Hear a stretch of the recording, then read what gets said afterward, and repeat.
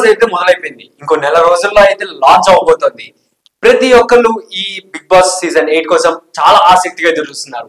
Recent గా ఈ నెల 21న ఈ బిగ్ బాస్ సీజన్ 8 కి సంబంధించిన లేటెస్ట్ ప్రోమోని అయితే వదిలారు. ఆ ప్రోమోలో చూసుకుంటే మనం బిగ్ బాస్ సీజన్ 8 లోగోని అయితే చూసాం. ఆ లోగోలో 2 హౌసెస్ ఉన్నాయి.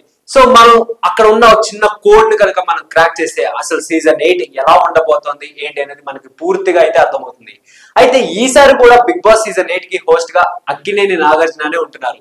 సో నాగార్జున గారి హోస్టింగ్ గురించి మనం చెప్పనే అవసరం లేదు.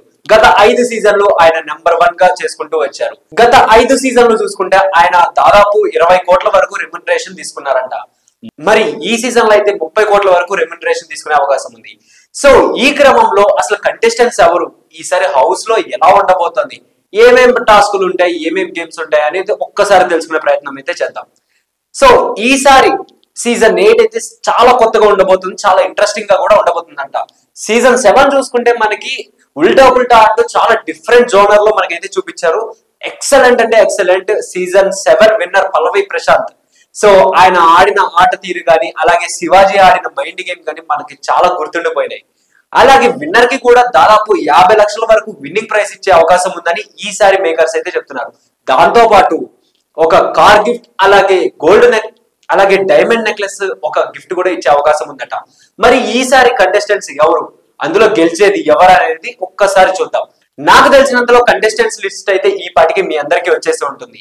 చాలా మంది పేర్లు అయితే మనకి వినపడుతున్నాయి. కానీ మీకు ఒక ఇంట్రెస్టింగ్ ఒక లవర్ బాయ్ గురించి అయితే చెప్తా. మనం ఇదివరకు రోజుల్లో చూసుకుంటే ప్రేమ దేశం ఇలాంటి మూవీస్ తో మనకి లవర్ బాయ్ గా పరిచయమైన అబ్బాస్ ఇప్పుడు ఈసారి సీజన్ 8 లో మనకి అడుగు పెట్టబోతున్నారట. అబ్బాస్ కనుక సీజన్ 8 లో అడుగు పెడితే ఈసారి సీజన్ 8 అయితే సూపర్ సక్సెస్ అనే చెప్పాలి. ఎందుకంటే అబ్బాస్ తన కెరీర్ స్టార్టింగ్ లో ఒక సూపర్ లెవెల్లో ఉన్నారు. అబ్బాస్ హెయిర్ కట్ అని అప్పట్లో హెయిర్ స్టైల్ కూడా ఫాలో అయ్యారు. అది అప్పట్లో ఒక ట్రెండ్ కూడా. కానీ ఇప్పుడు ఆ తర్వాత చాలా సినిమాలు తమిళంలో అలాగే మలయాళంలో ఇలా చాలా సినిమాలు చేసి సూపర్ హీరోగా నిలిచారు అబ్బాస్. అప్పట్లో అమ్మాయిలకి క్రష్ అంటే అబ్బాస్ అనే చెప్పేవాళ్ళు. కానీ ఆ తర్వాత ఆయన గ్రాఫ్ నెమ్మదిగా తగ్గుతూ వచ్చింది. సినిమాలు ఫ్లాప్ అవడం మొదలయ్యాయి.